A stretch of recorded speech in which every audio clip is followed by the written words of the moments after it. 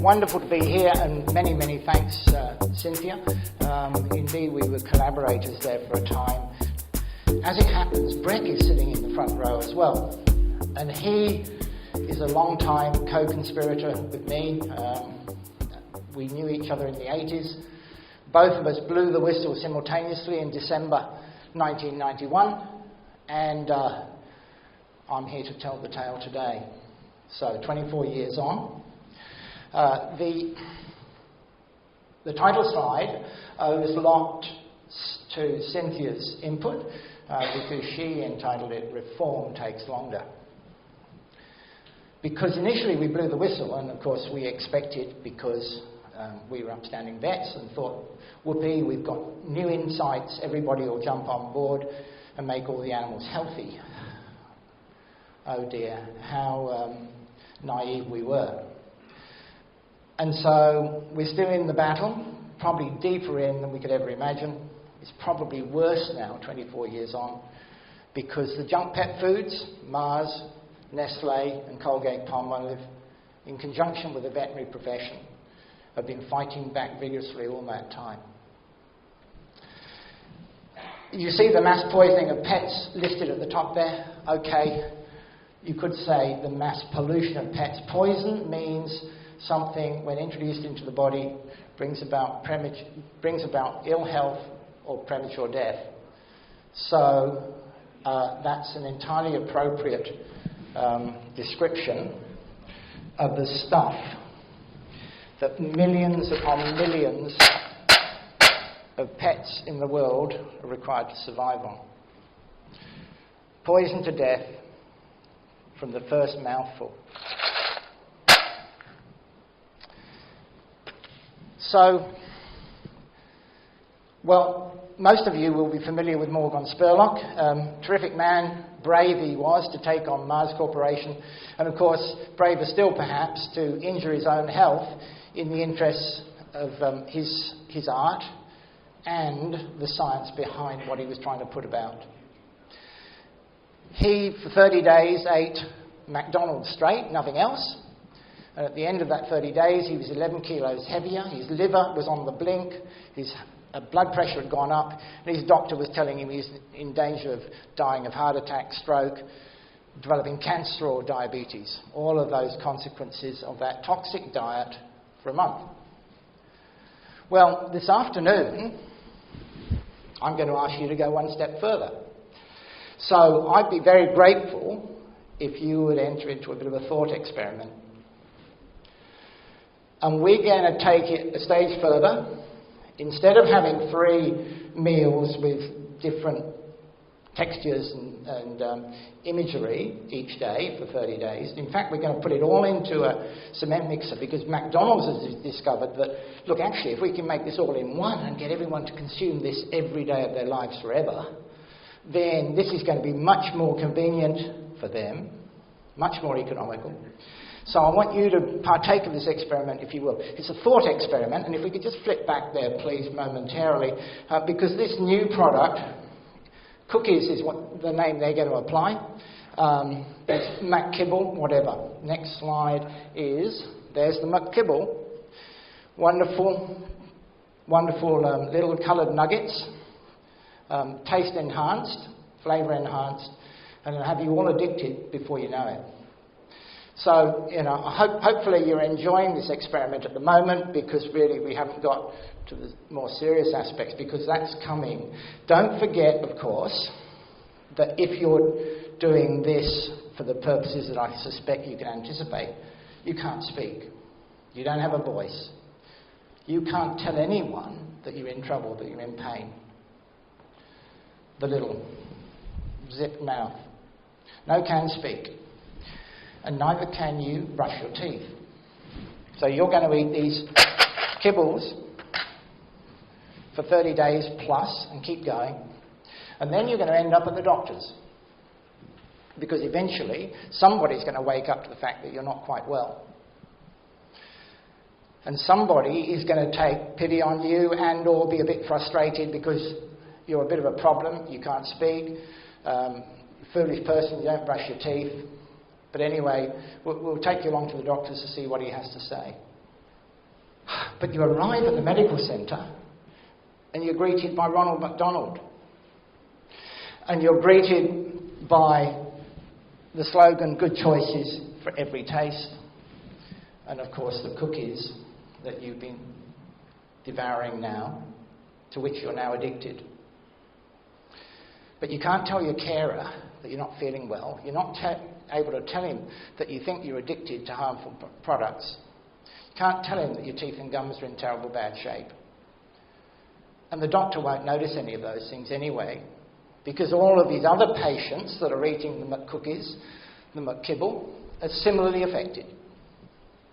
So you're going to go down further and further. Your health is going to get worse and worse, because every time that you go back to the doctors, you're going to be confronted with the same. So there we are. Massive instance of the Emperor's New Clothes.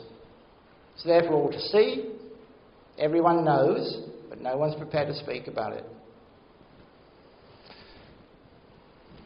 And Murrow was very acute there, of course. So what's going on? And let me just say that I don't have any particularly deep insights in all of this. This is a bit of a story about perverse human behaviour. But along the way we can make some descriptions. Back to that one if you would. So it's about perverse human behaviour. If I can at this stage just say that my suggestion is that we've got to keep trying hard, if not harder, and we mustn't give up. I think, if anything, those are the two take-home messages that I'll seek to leave you with.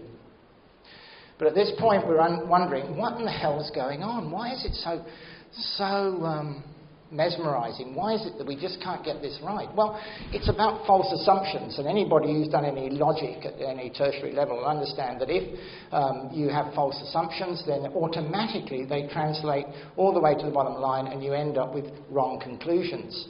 And so all of this starts with wrong assumptions. And they're so deeply embedded that no one has really quite woken up, or if they have, well, it doesn't seem that important. Right at the core of all of the veterinary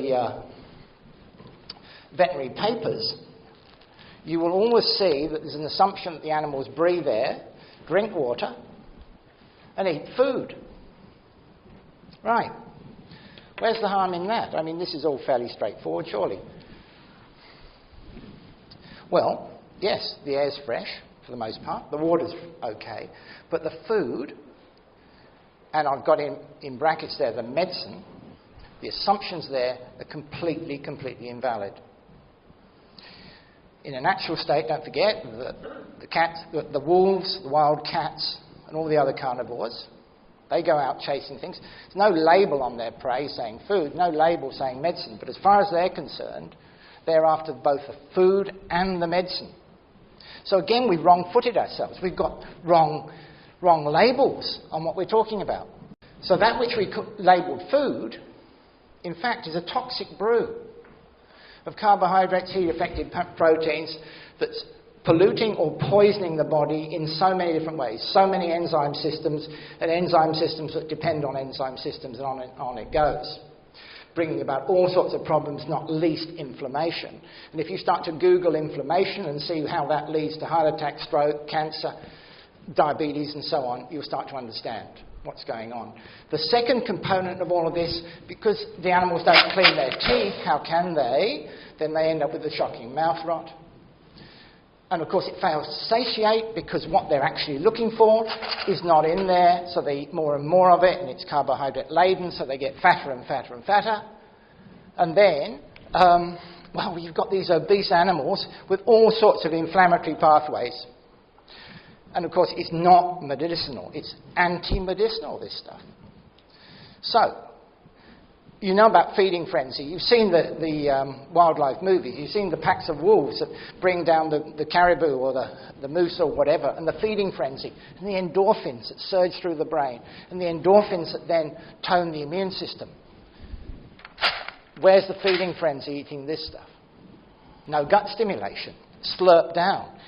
It's fed ad libitum, 24 hours. So a couple of grains here, a couple of grains there. Nothing to tell the stomach that something's on the way down to stimulate the gastric juices, the peristalsis of the gastrointestinal tract. None of those medicinal functions. The probiotics, that's another word for bacteria, beneficial bacteria. Where are they? In the dead, sterile food, so-called food. And no behavioural regulation either.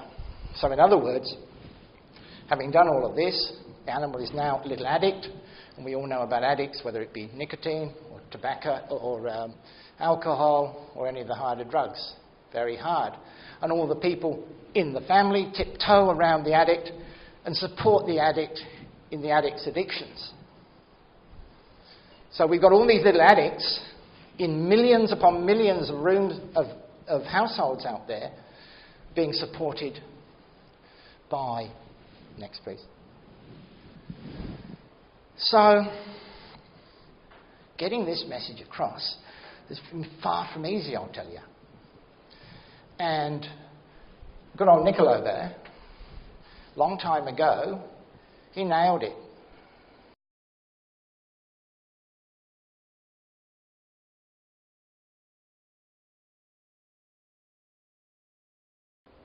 And I think, he was speaking for all the whistleblowers that we've heard here today and all the other hundreds of other whistleblowers out there who not only blow the whistle but then try and bring about an improvement in their workplaces, in structures, in systems, in regulatory models. Very, very hard. Let me just add another component to this that's affecting us, of course, that in the state of chaos, all the smarties, the clever ones who say, oh, right, well, look, if the junk is so bad and the real food, the carcasses, the raw meaty bones is what's appropriate. Yeah, but we'll find a middle way. We'll get the meat and bone and we'll put it through the mincer and package it and sell it to people because they're unsuspecting. And if we can encourage them to stop feeding their animals this junk and then get them to buy our also junk, but we won't tell them that, then how convenient will that be? And you'll see an element of that in the video. Next, please. So, fundamental failings in all areas.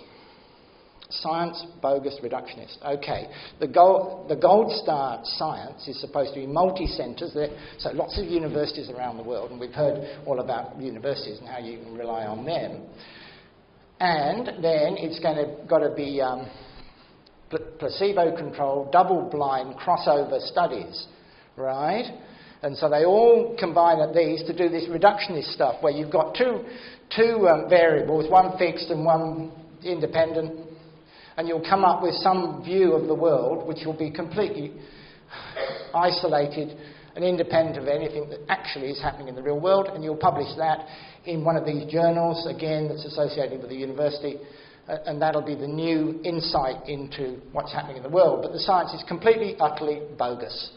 And it's bogus science that underpins what the veterinaries go on about. You go to the vet, and he will be founded on fallacy, living a lie. He's part of a corrupt culture.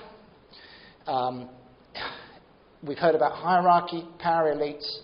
We've heard about institutions and how they lose their way, how nobody regulates them. The so-called education, of course, is just inculcation, brainwashing. And then in practice, well, the practice just goes on and on and on, mindlessly. I'm in practice, in veterinary practice, in Western Sydney. It's a new practice. I re-established it 4 years ago. Not one of the new clients, and they're all new clients, have been properly advised. Not one. And so, unfortunately, the politicians have delegated responsibility for regulation to the veterinary profession. And it's so-called self-regulating profession. But in fact, it's all about image preservation. For those of you who saw Johnson, is he David Johnson? The fellow from Springwood, anyway. He's now the president of the Australian Veterinary Association. He was on 7:30 Report the other night only really talking about image preservation and looking after the interests of the vets, not in any way confronting the issue as being put to him by the journalist. And of course, unfortunately, the media, way deferential. I spoke to the same journalist. I tried to encourage her to delve a bit deeper. Oh no, she refused. She was much, much too deferential of the veterinary profession, a belief that they can do no wrong. And the politicians are in the same league. So, all right then, well, if things are real bad, and our hope for the future depends on the next generation, well, what hope is there? Well, there should be a lot, and we're dependent on them for the future, and they themselves are dependent on their insights and their understandings if they're going to improve their own lot and the lot of their patients and a lot of the community. Unfortunately, and I saw this in a newspaper, a journal article the other day, a doctor, a human doctor, was talking about medical students and how education there is mostly inspired by fear, love and hierarchy. So they're frightened of failing, they love the subject, but they either hierarchy and want to join it. In fact, they're joining, in the case of the veterinary, a cult. I'm inclined to say a demonic cult. A demonic cult that's prepared to poison the patients under its care. Based on bogus science, and the vet students have no idea, no knowledge, none whatsoever. They deny it if you try and tell them what's going on. There might be an element of the Stockholm syndrome here, where there was a bank heist and all the people who were locked up in the bank vault with the robbers ended up falling in love with their captors. And this persisted even after they came out of the bank vault. So yeah, ginormous example of the emperor's new clothes. Nobody's able to see it or prepared to see it, or if they do see it, prepared to say anything about it. So the next one, please. Well, there's a real big opportunity here, of course. Let's learn from our mistakes. That's how we learn anyway, after all. I mean, I did. I constantly was making mistakes, am making mistakes, and will continue to make mistakes. I'm hoping to continue to learn from those things. Unfortunately, though, we're stuck because there's a really aggressive counter-attack by the junk pet foods and the veterinaries. But the learning potential is fantastic to fix up corrupt relationships and ultimately to overhaul that science. I think it's Lynn sitting down there laughing when I say this reductionist nonsense. And that's what we need to do. We need to go right back to the foundations because this is a science-based economy. And if we've got an opportunity here to fix up the false assumptions, fix up our system of understanding, then this becomes a huge opportunity. So that's why we need to get this to work. And so, my suggestion then is that there's some important aspects here, not least our survival, and we can't ever give up.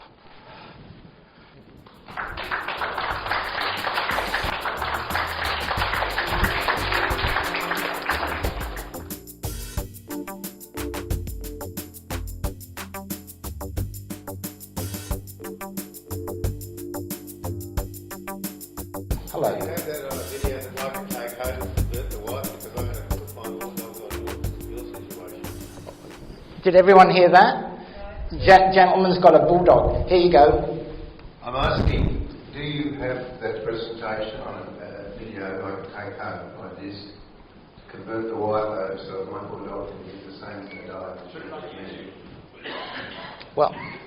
Well, magic, yes, we do have it on a disc, and you can have it. I don't know if you can. Oh, yeah, you can take this disc today. Why not? But you'll be the only one. Oh, maybe not. Maybe I can make another duplicate for you today. But otherwise, yes, definitely, this is going to go on YouTube and Facebook along with all of our other videos. And in some ways, this is a compilation. We actually started off with 28 minutes, and you've just endured 18. Well done. But we'll put the longer version up there. But in any event, there's videos all the way back to that first one you saw me in the shadowy room, ABC investigators, Ray Martin's show Today Tonight, A Current Affair, Chinese TV, and on and on and on. It's just, get the message out. It's there for all to see. And the website, Tom, Raw Meaty Bones. Oh, okay. Yeah, well, just to make an announcement here, and anyone who wants to scratch this down on a bit of paper, www.rawmeatybones. Wow, how about that for originality? But anyway, yeah, that's what we're on about, rawmeatybones.com. And don't put the AU on the end, because no need for AU.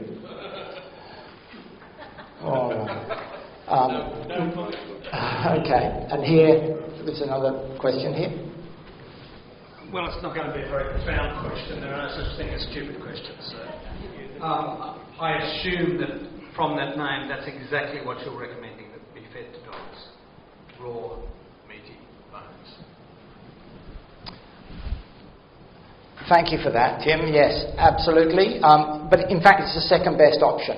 If you were a responsible zookeeper, and let's face up to the facts, that these are modified wolves and barely modified desert predators, in the case of ferrets, barely modified polecats. Really, if we were really to confront the reality, we should be getting whole carcasses just like a responsible zookeeper does, drag that in to the enclosure or your backyard or whatever. And that's doable, it is possible. Whole chickens, whole fish, whole rabbits, whole whatever. For sure. We have a responsibility, we should aspire to that.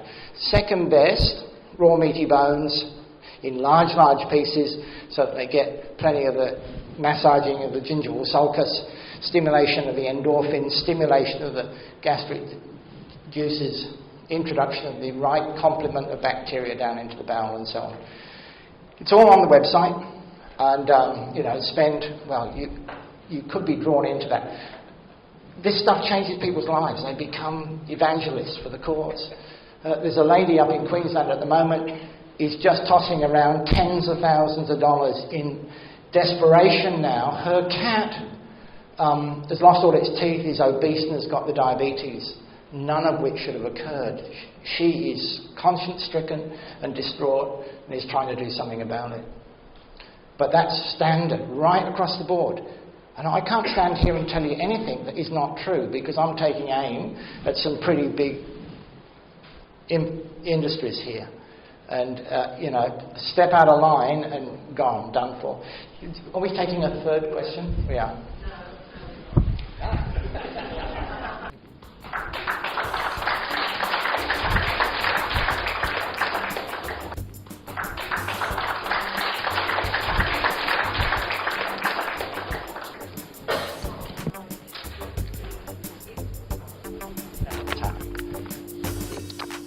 Thanks a lot. So I want you back here.